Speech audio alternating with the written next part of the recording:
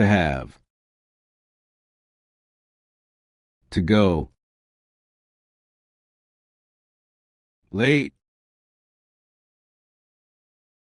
To think. To buy.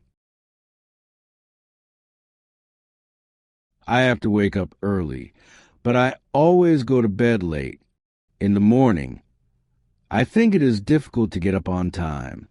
Sometimes I need to run because I am almost late for work. On my way, I stopped to buy coffee.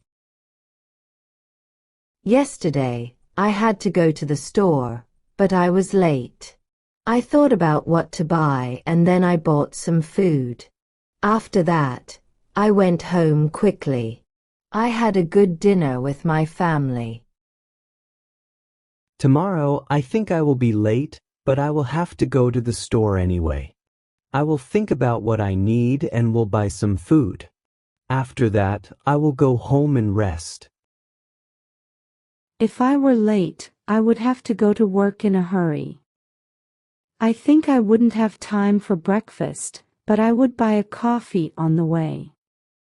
Then, would go to my office and do my tasks. Thank you for watching. If you enjoyed our content, click the like button and subscribe to our channel.